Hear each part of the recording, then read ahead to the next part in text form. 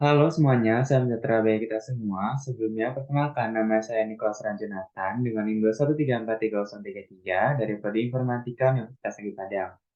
Pada video kali ini, saya akan meresume uh, PowerPoint slide dari kelompok 4 mengenai ekspresi dan bahasa reguler.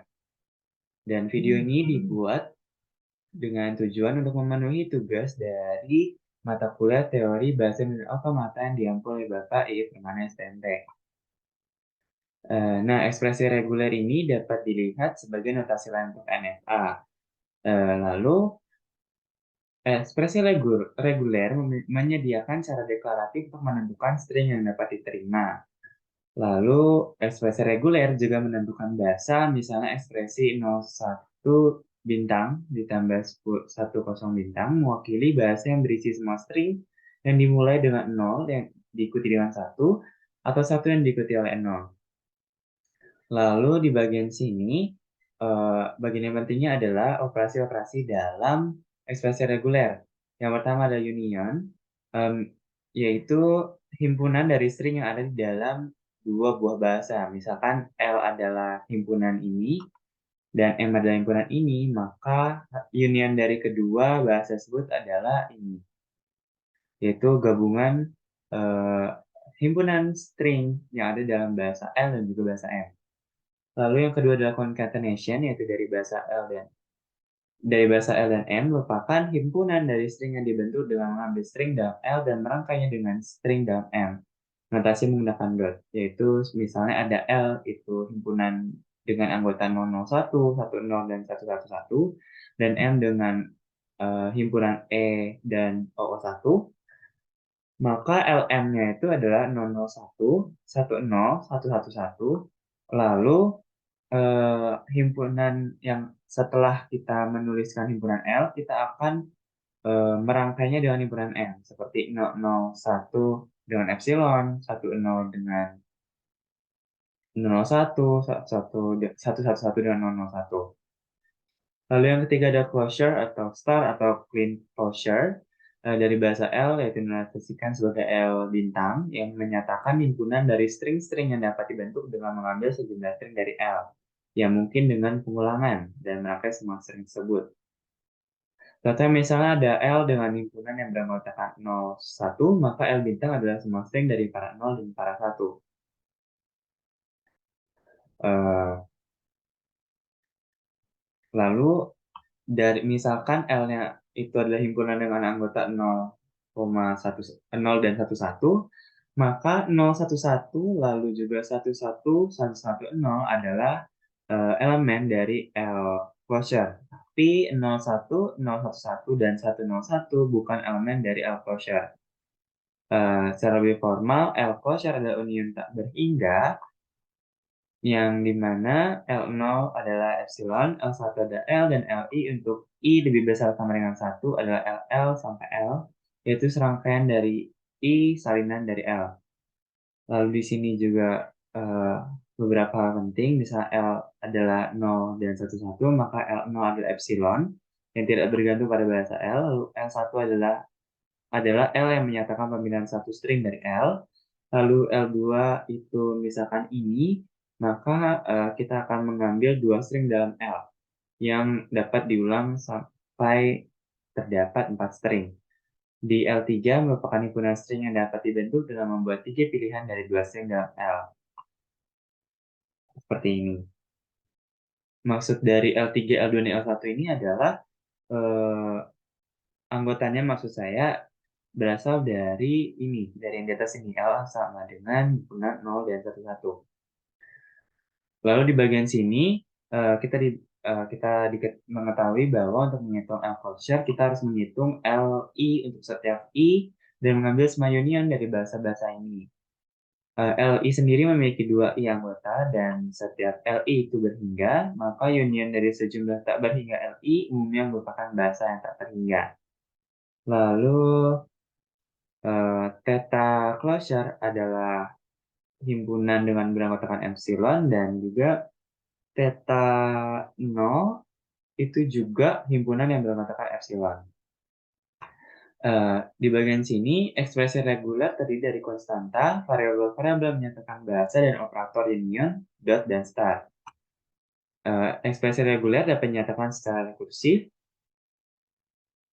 Lalu ekspresi reguler E dan bahasa yang direpresentasikan oleh E, yaitu LE, terdiri dari basis dan angka induktif.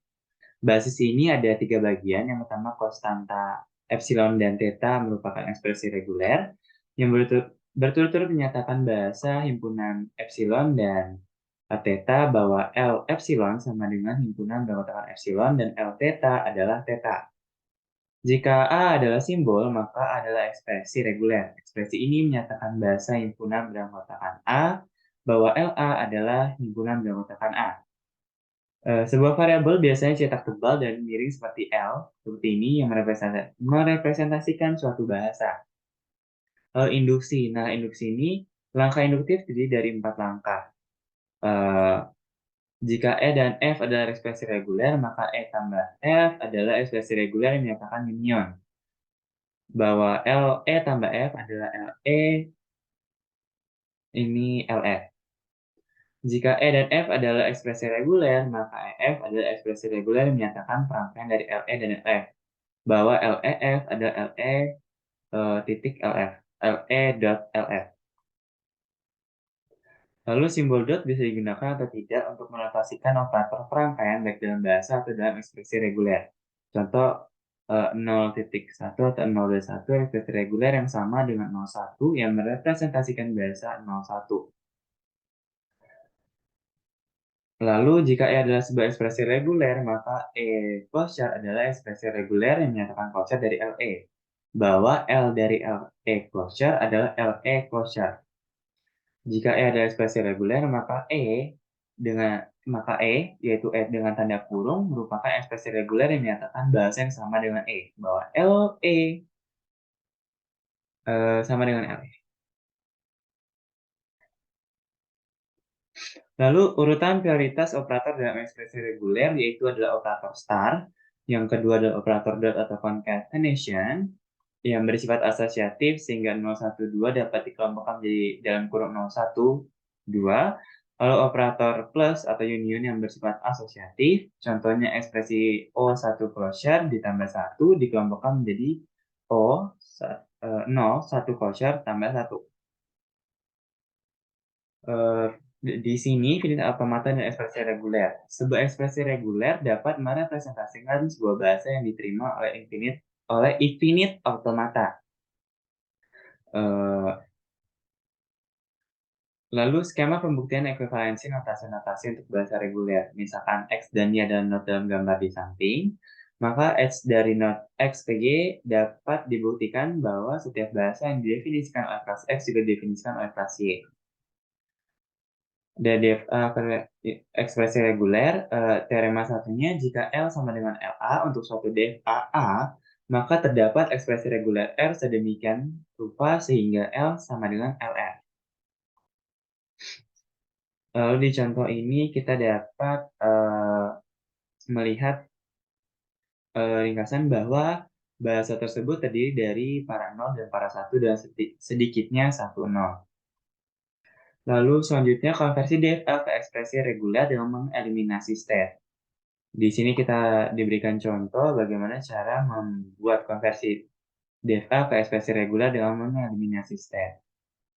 Sehingga dari diagram ini dapat kita nyatakan dengan bahasa yang sama melalui eliminasi state seperti di bawah ini. Lalu teorema yang kedua pada konversi ekspresi reguler ke automata yaitu setiap bahasa yang didefinisikan oleh sebuah ekspresi reguler juga didefinisikan oleh sebuah FA.